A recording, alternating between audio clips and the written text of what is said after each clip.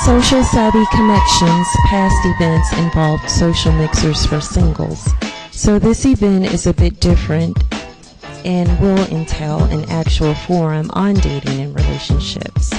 We will address red flags in relationships.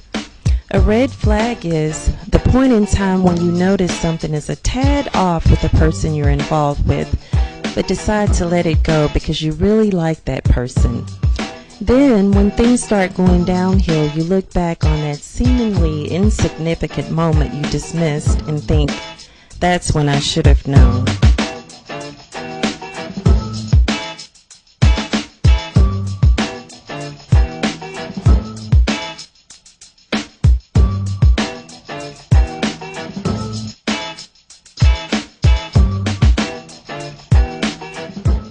What will be expressed here is people's points of view, their opinions, and choices made. And from those choices, we go through certain life experiences, and the ultimate result is we should learn from those experiences.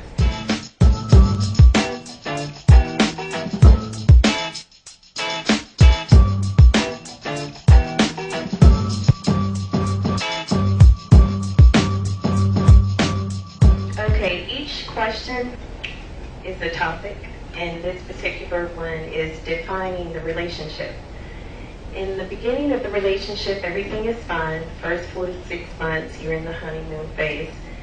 You get along really well, but when you ask that man, where's the relationship going? He'll respond and say, well, everything is fine the way it is.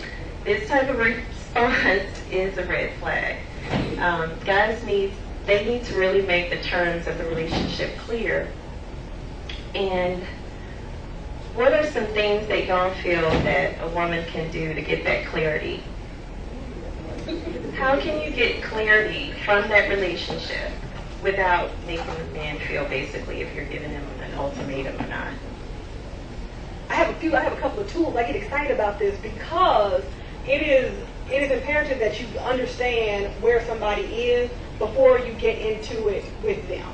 So instead of being 4 to 6 months or 4 to 6 weeks down the road, you need to clarify, okay, where are you in general in our first conversation? Because here's the reality, ladies and gentlemen. When you meet somebody, you have all the leeway in the world to ask them whatever you want. You know why? Because we're just friends. Mm-hmm. We just met. You can ask them anything. Right, we're not even friends. We just met. We're acquaintances. That is the best time to ask all kinds of questions. So I have this tool that's called 5-minute dating. And when you date in 5 minutes, you find out if somebody is carnal, communal, or committal. I mean, no. But carnal people, I'll make it really fast. Carnal people, carnality.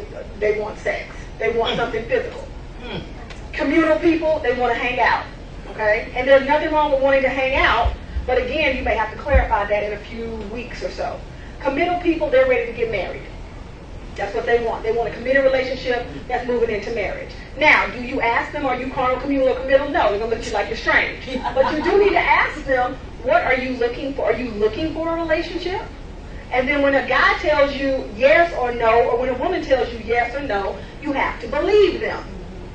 Don't convince yourself that, oh, well, they said they didn't want a relationship, but, you know, because I can cook real good and I'm cute and stuff, they're going to change their mind. My sister did that. Her baby daddy and her have been together for 20 years. He told her on day 0 he wasn't the marrying kind. My half-sister's 50.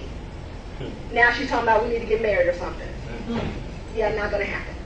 So you have to be very clear with somebody. And in those beginning stages, it's a great question to ask. I think the biggest issue is that we don't ask questions. We want to get caught up in the moment, and we want to, we don't want to cause any ripples or waves. But we got to ask those questions. In that aspect, what I'll tell you guys is, number one, I spoke on first you have to get right with yourself, and in getting right with yourself before you start dating means that you know yourself completely. And if you know yourself completely, then you have the spirit of discernment, okay? Because you can sit there and ask a man 50 million questions, or a woman, I'm not just going to, say a man or a woman, and they can lie to you. And you may not even know whether or not they're telling you the truth if you don't have the spirit of discernment. You need to be able to know, even when you're looking at that person, whether or not that person is telling you the truth about how you feel when they answer that question to you. But if you're not in tune with yourself, how are you going to be able to know whether or not that person is giving you the right or wrong answer? I'm sure you guys, and let's just take it away from a relationship. Have you ever had a feeling like something was going to happen, or, you know, you walked into a place and you knew something just wasn't right? You know, that's that spirit of discernment, okay? And you can ask God to give you that even in relationships, even within yourself. So I think in that aspect, not only should you ask those questions, but I also think that you need to be able to discern whether or not that person is telling you the truth or not. Another thing that I think is that you're in the you're in the acquaintance stage, right? Ask them about their background.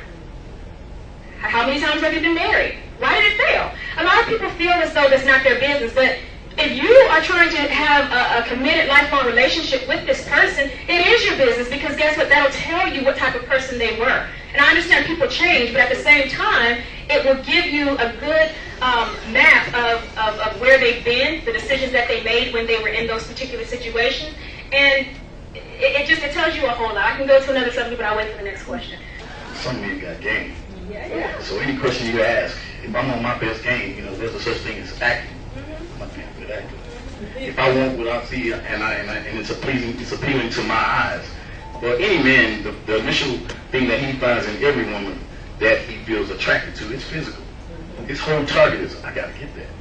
So he got game, you know. So if he got game, he's ready to answer any question you come at him with. He's gonna say whatever he has to say to get that. He'll go as far as he has to go. When I first met my wife, my current wife, she lived in D.C. I was on a plane, quick, with a ring in my hand. Because we met on a site. The name of the site was Marriage-Minded People Meet. That's where my mind was, to be married. And I had to trust that her mind was in the same mindset too. So when I got there, I didn't know what to expect. I had some questions, she had some questions. Everything worked out, you know, and I stepped out on faith with it. You know, I had to trust, like you said, I had to trust within myself that I had the right level of faith to be able to recognize what I was getting into. But that person who she was that day I met her is not the same person. And her faith is not quite the level of, I can't judge her, but, you know, I'm still holding on to what God has created me to be, a provider and a protector for my family. You know, love in itself, you can't measure a person's pain, you can't measure a person's faith. You know, it's very difficult to measure a person's love. A lot of times we find love, if a person loves us, we measure it by how much they do for us. You know, and what I think is missing in most relationships, and just in general, is friendship. You know, what's the definition of friendship? You know, a lot of times you get guys, you single, you living out in the world, you meet people, and females give you, most guys don't even like to hear that. Oh, we could be friends. What's your definition of friends? You know, friends with benefits, or what kind of friends you talking about? I got enough friends. I don't need no more friends. I'm trying to, you know what I'm saying? So that's just being real, you know. So you can play that game. Guys are made to play the game to, you know, take whatever question you have to bring on. I'm going to say whatever answer I know you want to hear, as long as I get a chance to hear. Red flags in relationships. Are you ignoring the signs?